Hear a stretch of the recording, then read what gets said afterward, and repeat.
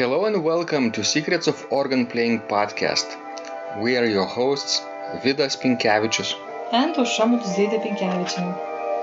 We've been mastering secrets of organ playing for more than 20 years and sharing them on this blog since 2011. On this show, which we create from our home in Vilnius, Lithuania, we strive to help you grow in every area of organ playing, including practice, technique, repertoire, sight reading, hymn playing, improvisation, composition, music theory, harmony, and many others. Our hope is to help you become a complete musician, or what we call as total organist, a program which we have created to help you reach your dreams faster than you would do on your own. If you are new here, we invite you to subscribe to receive free updates of this blog at organduo.lt. By subscribing, you will also receive free video how to master any organ composition and 10-day organ playing mini course. And now let's go to the podcast for today.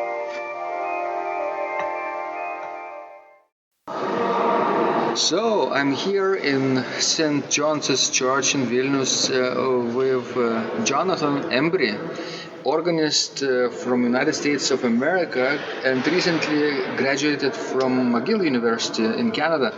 He had an interesting adventure in the Baltics. I remember going to his recital at Vilnius Cathedral about a week or more ago, but then afterwards he went to other places to play in Lithuania, and then he went to Russia, to Kaliningrad, to play, and then came back.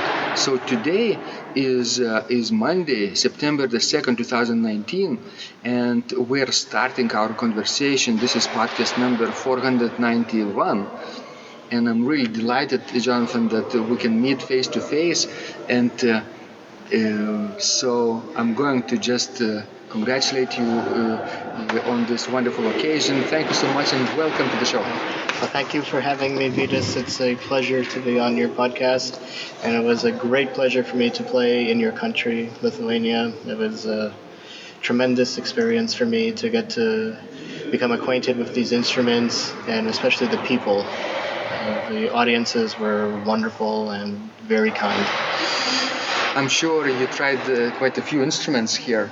Which one was your most favorite, if I can ask, because it's difficult to say favorite when there are so many interesting and different instruments, right? Yes, there was two instruments that really moved me. Mm-hmm. The organ in Mariupol, mm-hmm. which is a fairly modern instrument, 2004, I believe, was when it was completed, and the historic instrument in the Vilnius Cathedral. Both of those instruments I really resonated with, and it was a joy to play on them. They both had their unique qualities. The one in Mariupol worked very well for all of the repertoire I played. It's in a French style, but it does everything very well. The organ in Vilnius is a romantic instrument, and the pieces that I played that were more in the romantic style really sung. The dissonances were beautiful. I played the Rheinberger Sonata number 4, the first movement, and the dissonances in that were just so painful yet so beautiful at the same time. And of course you played the same Rheinberger at the Cathedral of Vilnius. Can you compare those two experiences? Yes, in Vilnius, while it is a very fine instrument, the sounds are very thin since it was built in the neo-Baroque style, and while they're beautiful, it didn't give the gravitas that this particular piece needs. It's a very dramatic and struggling piece, but these foundation stops in Vilnius just added so much depth and beauty to it. You know, guys, when we went to dinner after Jonathan's recital at Vilnius Cathedral, he told me that his favorite composers are from basically North Germany, from Hamburg and basically 17th century North German music, most likely Scheidemann and Weckmann, and he played two verses from Es ist das Heil by Matthias Weckmann, those very interesting ornate movements, the six verses, which is probably very long choral fantasia in six parts, I think, and then the last ultimus, septimus and ultimus versus from the same Es ist das Heil cycle, where you have a double pedal and the chorale tune is in the right foot. Right, so when Jonathan visited St. John's Church just a moment ago, and before we started conversation, he tried out this instrument and played a few verses of this Beckmann's cycle, and I'm curious to know what you think about suitability of this instrument for this music. Well, the organ here at St. John's, I think, would suit this music very well. It has a lot of the right type of stops. It has the power to play the last verse, which has six voices all going at the same time. And this Beckmann cycle is a sermon in sound. It's meant to preach the Word of God, and that's what Beckmann's intention was, because in Hamburg at this time that was very important to all of the composers who were writing chorale cycles. The experience of playing this piece in the churches in Lithuania, I felt that more so that the organ is a sacred instrument from this experience. I look at the beautiful ornate altar in St. John's Church and the other altars that I saw throughout Lithuania, very ornate, very beautiful, and I can hear the same ornate beauty in Es ist das Heil, especially in the sixth verse where all these different voices are going on. It's very similar to the altar in the Church of the Holy Spirit here in Vilnius. It's very ornate. There's angels, there's saints, there's Christ on the cross, there's the Holy Spirit, there's the Father, and all of this utopia of heaven is going on, and all of these different voices, or all these different things are going on which relate to the different voices in Es ist das Heil. And it's just this beautiful coming together of the everything in heaven is kind of how I feel that this piece works. At the Holy Ghost Church, you might have seen this famous Gasparini organ, which is now under restoration, kind of stuck in many years. But nevertheless, the organ itself fits beautifully inside the church. And as many of you know, the replica has been built at St. Christ Church Cathedral, I think, in Rochester, New York. But it's not cathedral, I think it's just Christ Church, Rochester. So they built a replica, but didn't, of course, have the opportunity to add all the ornaments of the organ, carvings and other Baroque elements. So of course in the original environment this organ might look much different. So I just hope that in the future you can come back and play Gasparini organ as well. So Jonathan, it's really interesting to talk to you, and our listeners from 89 countries are probably wondering about the story, how you first fell in love with the organ. Can you share it? Yes. Well, I grew up in a very small community in Maine, which is at the east part of the United States, and I went to a Catholic school there. During the week we would go to Mass, and I would see the organ in the loft. They never played it during the daily Mass, but I would see it, and I always was impressed with it visually. And then when I was a little bit older, there was a concert in the Portland City Hall. There's a big Austin instrument there, a very huge instrument. And while I went to this Christmas concert there, and the organist was warming up, And I was invited on stage by one of the ushers, and I could just feel the vibrations going through me, and you not only see the beautiful instrument and hear the sounds, but you can also feel it through you. Mm-hmm. And the organ is one of the only instruments, I believe, that has that. I mean, we can sort of, with other instruments, their visual appeal is nice, but it is not the same as something that is beautiful, that has a beautiful architecture of its own. And the power of the organ just resonates through your entire body, especially in these beautiful, reverberant churches in Europe. And it just fills you. Mm-hmm. True. In our environment, even noises sound beautiful. Like today, underneath us in the nave, there is a group of tourists, obviously talking about some of the historical, interesting things of this church, and also at the same time there are some workers working with metal.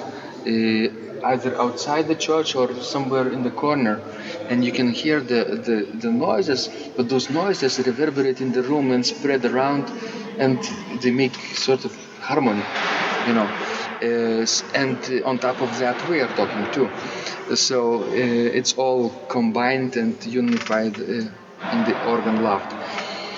Wonderful. I think in those occasions when you feel the power of the organ vibrations, as you say, you can even lie down on the floor and not hear, but feel those vibrations physically with your body. Yes.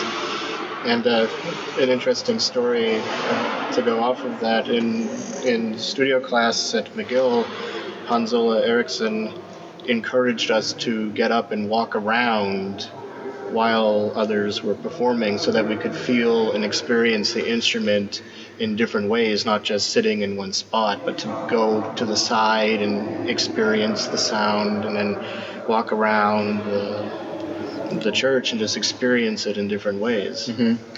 I wonder if you had the possibility to hear Hans-Ola play. Yes. And walk around too. Oh, I did not have the opportunity to walk around since he didn't play in the studio classes, but I did hear him play in the Maison Symphonique in Montreal. He was here a number of years ago, maybe 4 years ago, at St. John's Church. He played, I wonder if he played the recital. Yes, he played the recital here. And also taught a master class at the different organ, maybe at the cathedral, I think.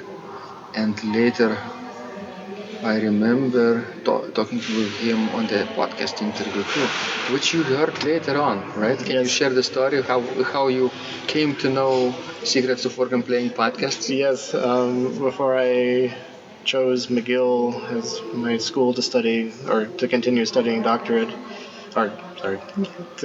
before I decided which school to study for my doctorate, I did some research on the teachers, and I came across Vidas' podcast interview with Hans-Ola, and was very impressed by Hans-Ola's answers, and I thought that it would be someone very good to study with.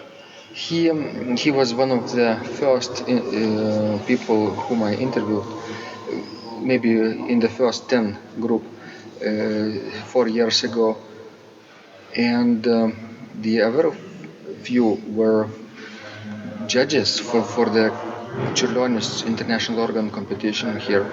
Sophie Veronique Cochefer-Choplin from Paris, and Michael Bauer from University of Kansas, and they both were guests on the podcast as well. We met physically at their hotel where they were staying at the time, and it was very interesting to talk to them.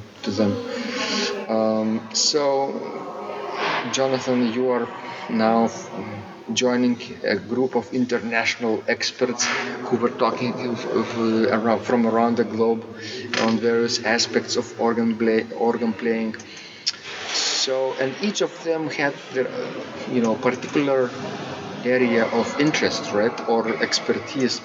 If you had to choose one, what organ, let's say, historical period you would take with you to the uninhabited island?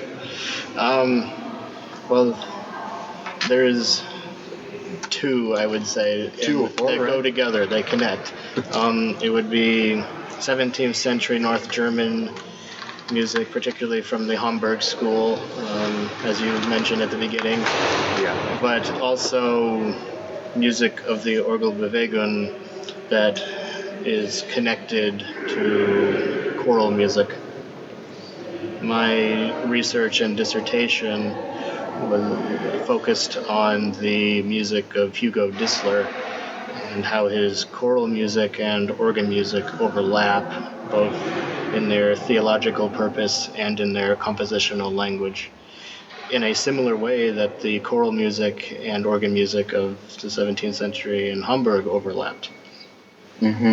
True, and it's interesting. You played the same organ that Hugo Distler played in Hamburg as well, right? Yes, in Lübeck, the Stellwagen at the... Oh, you mean in Lübeck? Yes, Stellwagen. Yeah. At the Jakobikirche. I was very fortunate to spend time there in the evening performing the choral music and the organ music, using stops that Distler suggests in his music. In his partita on Nun kommt der Heiden Heiland, he is very specific about registrations and what he would use at the organ at St. Jacobi. So I experimented using those registrations with his choral music and seeing what the result was, and the result was a very vocal sound. The sounds at St. Jacobi are very vocal, unlike the organs that came out of the Orgelbewegung, which tend to be very bright and can be very harsh. The instrument that he was connected with was very, very round and delicate. And it's interesting that you arranged organ music by Distler on the organ, to be played on the organ. How that works? How did you find it? Does it fit the instrument? It fit perfectly. I didn't change anything in the music. I arranged the Singet den Herrn from his Opus 12. It's a collection of 9 motets, as well as his choral partita on Es ist dein Rose entsprungen. Yeah. We know what you mean. We know, yeah. I took this music and basically just put the soprano, alto in the right hand, the tenor in the left hand, and in the bass, or in the pedal of the bass, and it transitioned perfectly. And there were striking similarities between the choral music and the organ music. In the beginning of Singet den Herrn, there is octave. The tenor and bass are singing in octaves. And this was very interesting to me because in Wacht auf, the toccata, there's a passage where the bass and tenor are playing in octaves, and one would think that we just couple it to the pedal, it would be fine. But because he is thinking of the voices as being independent and the same way as a choir, that's why he didn't couple. You know, every interest and every passion has a turning point, I think, for a person. For example, at one point I fell in love with the music of Hindemith, which is a little bit later than Distler, right? Turn of the century, in the middle of the 20th century, maybe. But he also created in the 20s too, some early music as well. So he lived for a long time, and Distler might have lived long enough if it wasn't for Nazis, right? A victim of the First World War or Second World War. It was the Second World War. Second, yeah. But it's interesting. He thought he was drafted to the army Yes, well, he was drafted. He was actually drafted 3 times. Uh-huh. He was granted permission to not join the first 2 times because of his colleagues in Stuttgart and colleagues in Berlin. However, the last time he received his draft notice, he couldn't take it anymore because of the stresses that were going on. Ever since the Nazis gained power in Germany, it hurt Distler's musical aspirations. He was very, very passionate about sacred music. That was something that was extremely important to him, and it brought him a sense of comfort. If we look at his output of music, he wrote most of his sacred music while he was working in Lübeck, and very few pieces in Stuttgart, where he was encouraged not to write sacred music because of the political situation. They felt that sacred music and music for the church wasn't appropriate because it didn't serve the party. So he didn't write any sacred pieces while in Stuttgart, and even had a choir group shut down. He was going to perform one of the Bach Passions, and the university decided to have a concert of secular music at the same time as his concert of sacred music, and it shut it down. And in Berlin, he was working at the cathedral teaching the boys' choir, and the Hitler Youth group decided to have their meetings at the same time as his boys' choir, and he wrote to the Ministry of Culture saying, could you please change it to, the response from them was, well, do secular music with the boys and keep your sacred music to yourself. They were very much against it, and it was something that was very dear to him, and that combined with the draft notice and watching his friends disappear, his 2 closest friends while he was at SOPP Jacobi, one of them, Bruno Brunsnick, was drafted into the army, and the other, Pastor Kuh, who was in charge of SOPP Jacobi, was banned from Lübeck. So he was losing his friends, and he just finally couldn't take it anymore, and he had a house organ that was built for him by Paul Root, and he played the Leingot Trio, and that was the last piece he played. He went out for a walk, and then he committed suicide on November 1st. Sad story. Yes. It is.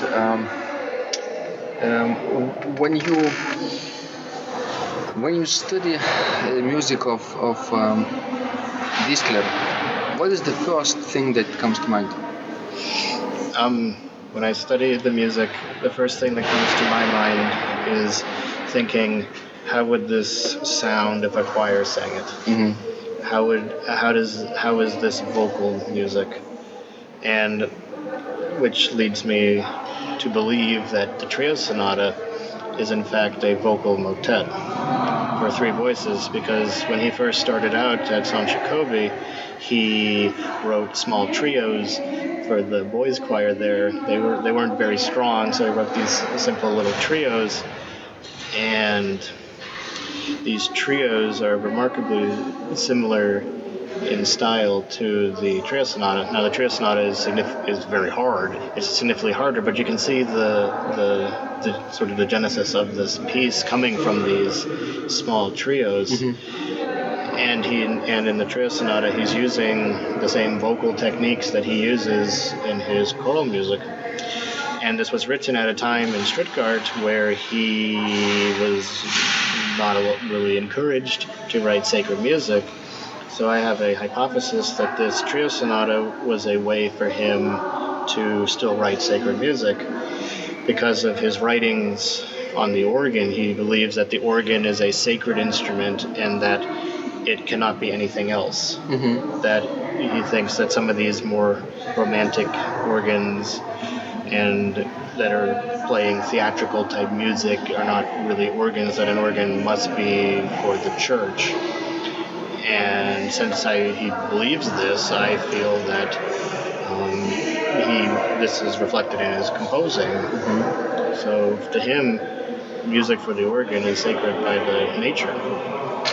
I wonder if you study like a trio sonata, can you even think maybe he had some words in mind which he later erased? It is very possible. There are passages where he could have words placed in it. There are some passages where it is a bit more elaborate for a human to sing. However, there are things that are close to this level of virtuosity in Monteverdi. And if you think of the organ as a celestial choir or a choir of the angels, something that's unhuman, otherworldly, that would be able to do passages that are a bit more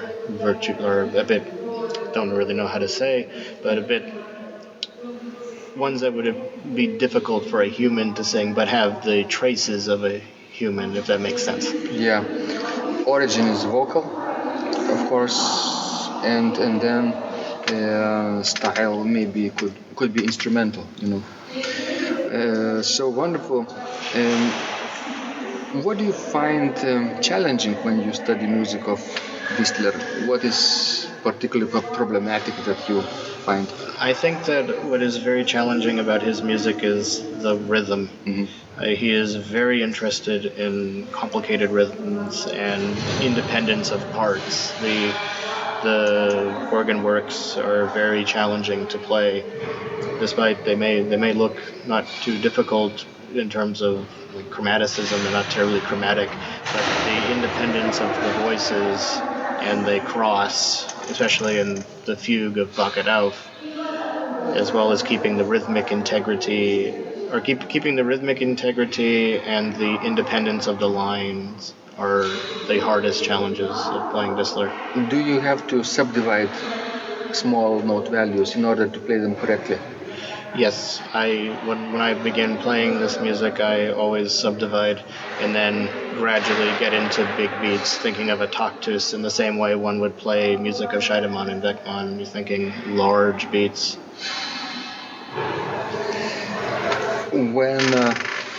When you discover those large beats, do you have to, in your mind, conduct like a conductor would do? Keep the pulse, keep the beat, tactus flowing, in order not to slow down later on. Mm-hmm. How do you achieve that? This flow. What I think of, and one of my former teachers, Craig Kramer, suggests is thinking of wrist motion, because if your wrist is sort of in the time, you will stay in the time as well. And I think of sort of like a tick. We have like this like a wheel, and it hits the bottom and it ticks, and then it comes up to the top, and then it comes down, and it ticks, and it gets energy as it heads up to the top. And I feel that when playing music that requires a large tactus like that it needs energy to keep going forwards. And it's never ending. Yes, you have to push it forward with your mind. Mm-hmm. But it's also quite liberating, I feel, when you have a large tactus, because you can be more flowing and free within the tactus. As long as you land at the right part at the end, you can be more elastic. Mm-hmm. And do you emphasize the strong beats this way? Yes. Holding on them? Just a little bit. Mm-hmm. And thinking more horizontally than vertically. I feel that a lot of people look at early music vertically, like everything is going down, and it gives this sort of heavy feeling, not in the sense of gravitas heavy, but in just like heavy. Mm-hmm. But if we think of this music like vocal music, where it's going horizontally, it adds a more flowing element, I feel. Do you apply the same principle in Distler's music as in early music? Yes, I do. Mm-hmm. I still think of the idea of flowing and more about the voices moving horizontally than vertically. Because Distler himself is not terribly interested in the harmonies. The harmonies are second to the melodic ideas and how the voices are interacting, similarly to how they work in Scheidemann and Beckmann and most of the early choral music. They were more concerned with how the voices interacted, which creates the harmony rather than the harmony comes first and the voices have to fit. Now, of course, there are rules and counterpoint that result in the beautiful harmonies, but it's more about how the voices are interacting. Mm-hmm. True. I would even presume you could use articulate touch with Distler's music. Yes, to some degree.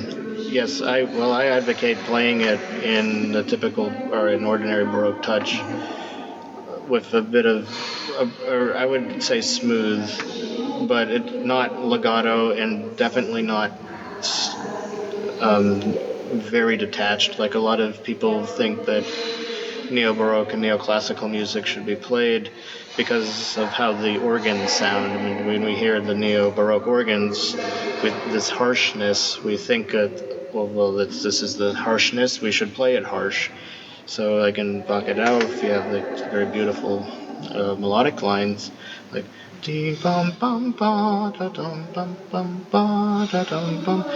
think of it very flowing like that, or you can go like bum, bum, bum, bum, bum, bum, bum, bum, with all the cymbals and all that harshness.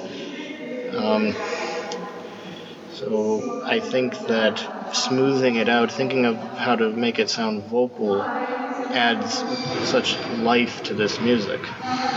Obviously, if you sing it yourself, each line, while you're playing or while you're studying mentally, it does help.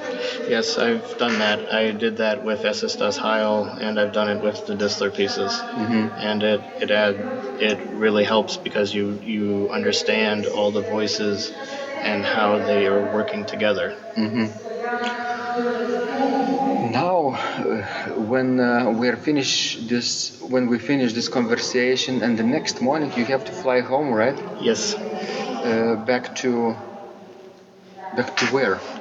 Well, I'm flying to Montreal to head back to Syracuse, New York. I see.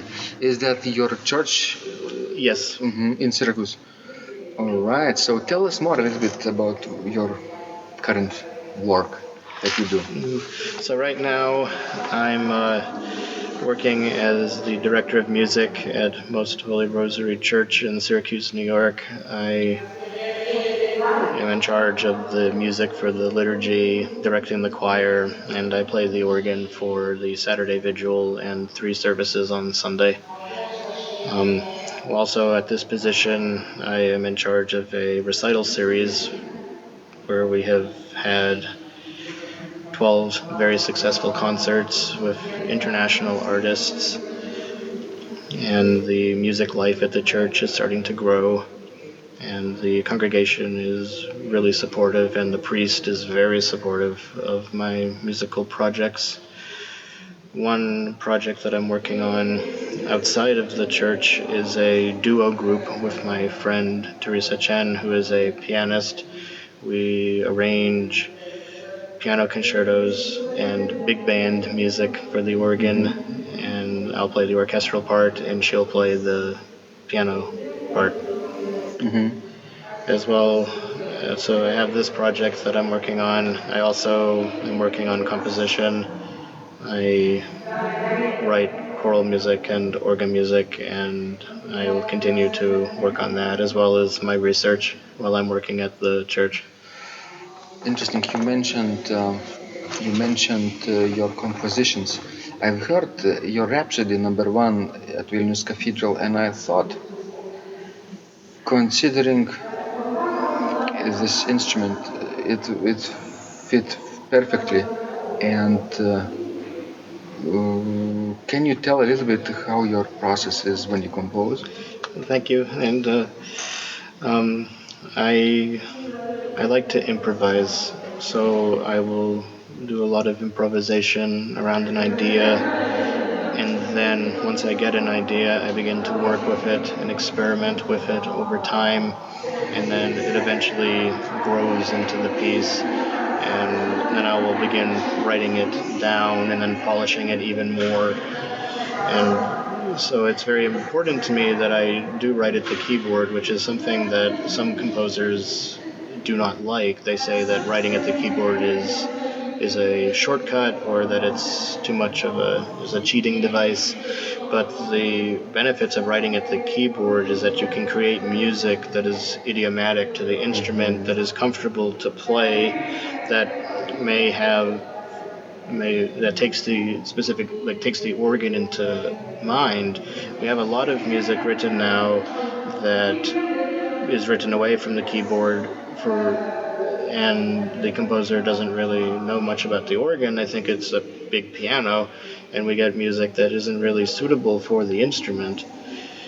And it's interesting because the tradition of the early music is a lot of improvisation, and some people believe that the music that was written down was guides for improvisation.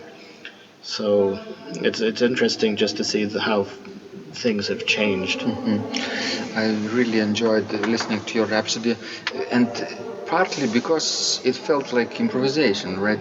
I felt like Jonathan first improvised this piece, maybe even recorded it, and then later transcribed it. Or even I had this idea, maybe it's unfinished piece and he is creating in the moment right now. Some of it is a little bit of both. That piece was a very fresh piece. It's very difficult for me to just write a piece. I have to be very inspired. And this Rhapsody was meant to be, it's a sort of image of the St. Isaac Cathedral in St. Petersburg. The piece is supposed to represent the different bells. And in Orthodox bell ringing, the rhythm is very important. And so I was trying to figure out how to write a piece for the organ that used this rhythmic idea. And I even went to the point of trying to directly transcribe the bells, and it just wasn't very successful on the organ. So I decided to take Debussy's approach to the gamelan. When Debussy was inspired by gamelan, he took sort of the idea of it and then incorporated it to the piano, sort of made it fit well. So I took the Orthodox bells and applied it in the same way. So the rhythmic pattern in sort of the A section, the form is A-B, A-B. The rhythms are based on the bells, where they're sort of starting at, they speed up as the beat goes along. So I have eighth notes, and then on beat 4 it's 16th notes. This is how the bells worked there, as well as having things on bells on different beats. So there's a passage where it's 3 in 4/4, 3 plus in eighth notes, 3 plus 3 plus 2, while in the pedal it's 2 half notes. So all these different rhythms are going on, and then there's different rhythms in the right hand. Mm-hmm. In the middle section, I was experimenting with the limitations of bells. There's a part where the right hand is only playing F and D, while the left hand is doing sort of a chant type texture. And I was seeing what I could do with the limitations, that because bells you can't change keys, you're stuck with the bells you have. Mm-hmm. So I was trying different rhythmic ideas. And then at the end, and then the piece returns back to the A section with the more lively bells. And then at the end, this chant comes back with the bells in the hands doing sort of this figuration, which is the peals. Sort of the bells are just going off. And I've decided that should be in graphic notation. And underneath it, there's the chant in sort of the Zemny Orthodox tradition, where there's a sort of introduction or an incipit by the bass, and then the tenor comes in octave. So the left hand is doing that with the pedal, and the right hand is doing these just bells are just ringing. And I feel that because of the bell ringing that I've observed in Russia, it feels that it's very, I wouldn't say random, but it's left up to chance. It's just what is feeling at the time, because when I was searching for written music, I couldn't find any. So I think that using graphic notation in this way, indicating which notes to play, helps to create this effect of the bells ringing. And so that's the piece. It's So a lot of people, organists, I mean, they stick to the repertoire and play what's written on the page. But you went to the path of creating your own music and improvising and composing. Why is that? What was the turning point? My first musical love was composition. I always enjoyed improvising and just playing on the piano when I was younger. I have difficulties with my eyes. I have trouble seeing, and when I was younger, it was hard to see the music. That's improved since then now, but my hearing has always been a bit stronger than my sight, so I began to focus, when I was young, I enjoyed improvising more and doing composition and arranging things that I liked to hear. And I noticed in your review, you mentioned that my music sounds like movie music in a good sense, and I'm very happy to hear that. And other people have said the exact same thing. They've said that it sounds sort of has the essence of movie music, or probably more accurately, video game music. Because when I was younger, I enjoyed just by playing by ear, arranging movie music and video games. Did you play video games when I was young? Yes. That leaves impression for a long time, I guess, for your own taste probably, and your probably future preferences of repertoire and style. That's really interesting, because there are some interesting and quality video games music which just needs to be resurrected, I think. Well, and also some of them have some similarities to the North German music, since it's based on the lines of the music. As video game music is often in like a trio texture and very simple. At least the stuff I was influenced by, particularly the music from the original Pokemon games and like that, very simple music. But like Beckmann would work in 8-bit. Actually, it would sound quite good. Because it's focused on, because the keys is constructed based on counterpoint, and the video game music is kind of the same way. It's just constructed, and it can work on anything because it's not written for something specifically. 8-bit just is 8-bit. Same thing with like a plenum. It's a plenum, so they can kind of interact. We have this on the Mari studio for organists or for people who love organ music, and they are connected to Vilnius University, and we meet once a week, and they play all kinds of music, usually classical organ music, Bach, and romantic music and modern music, improvise sometimes, but once in a while there come people who have very strange tastes, and one of them was engineer. He's now alumnus of Vilnius University from the physics department. His name is Vadim. He is Russian. He has Russian heritage, and he loves to play computer game music. So that was connected with video games because video games were earlier and computer games are what's now. And obviously, I was intrigued by it, and he almost doesn't read sheet notations, scores, and step notation. He has his own graphic notations that he uses. You know, letters indicate A, B, C, D, but rhythms and everything else, textures, comes from graphics, and I don't even know how to read it. He transcribes himself, and he played during our joint Undamari studio concert his arrangements, and even recorded them on YouTube, put them on YouTube. It was really wonderful. So, I think, just a second.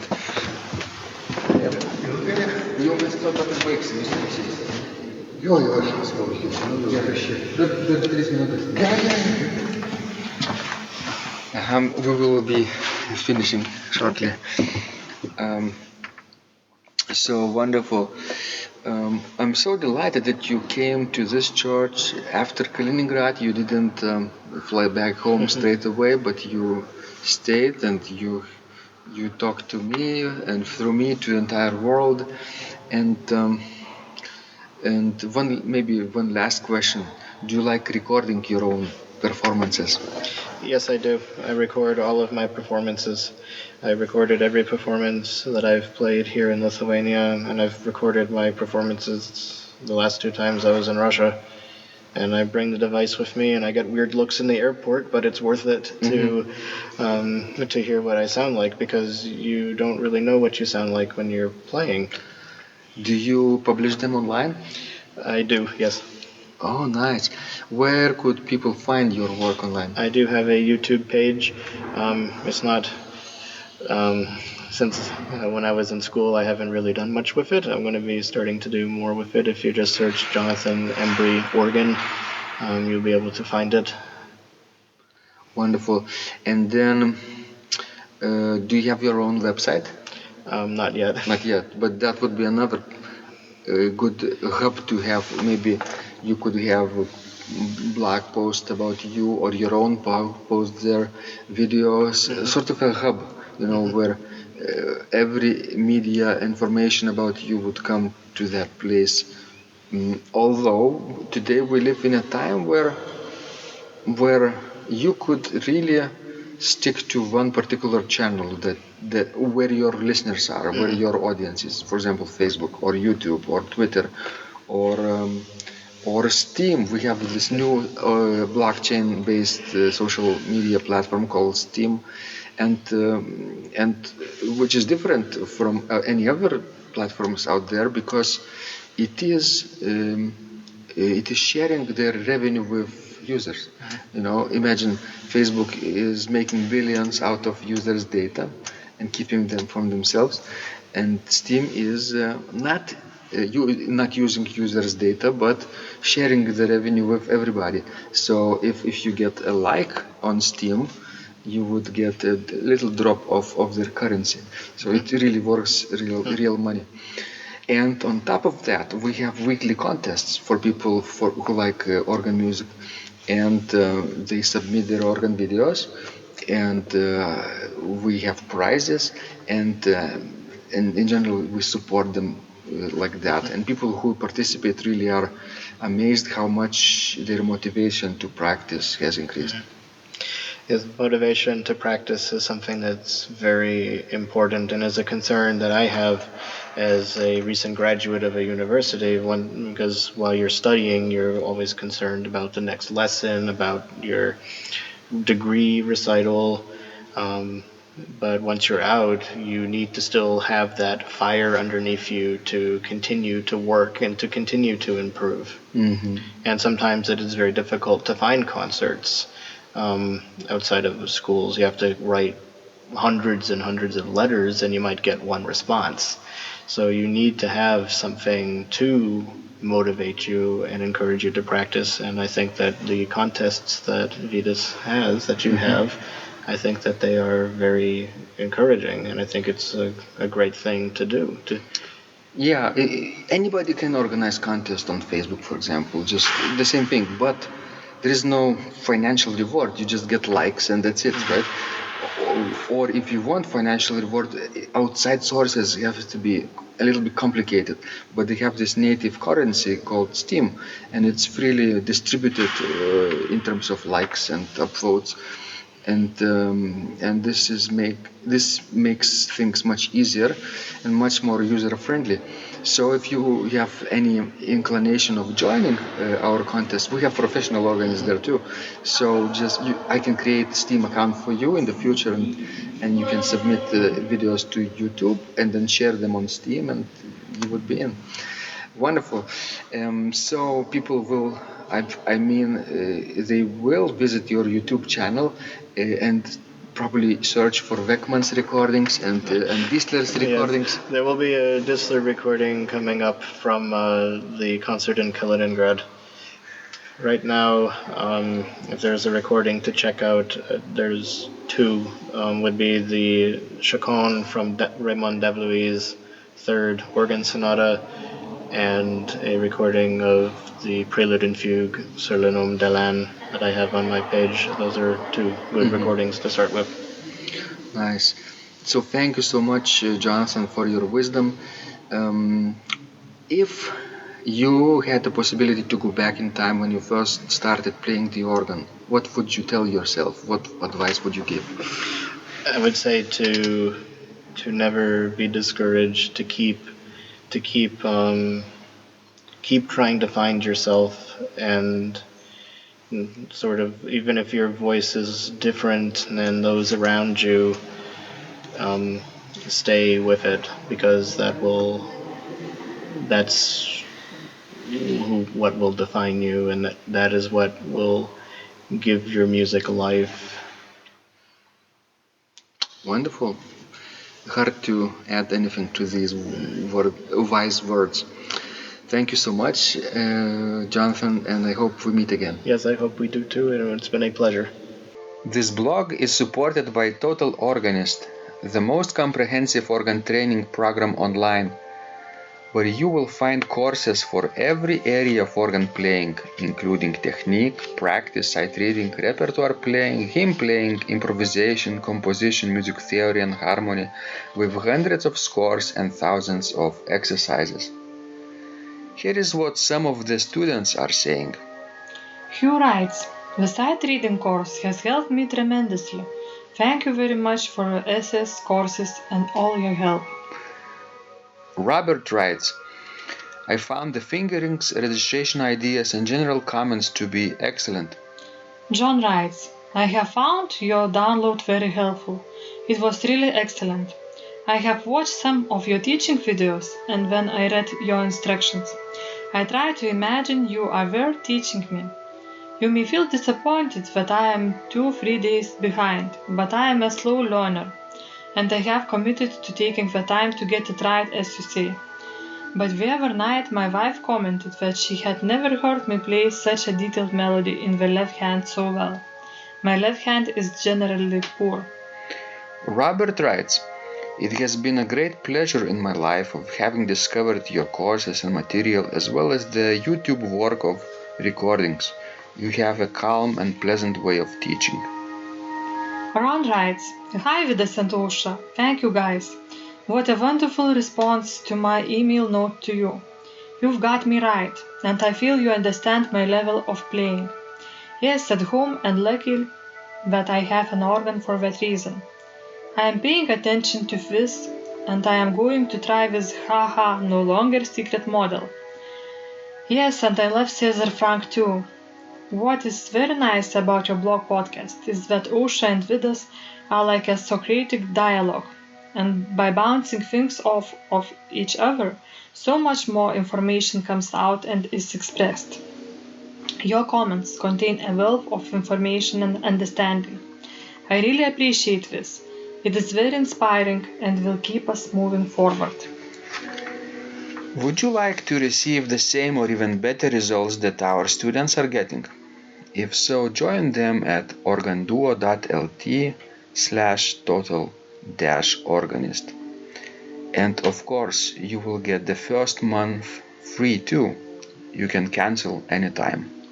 Also, if you haven't yet subscribed to receive free updates of this blog, make sure you do that at organduo.lt.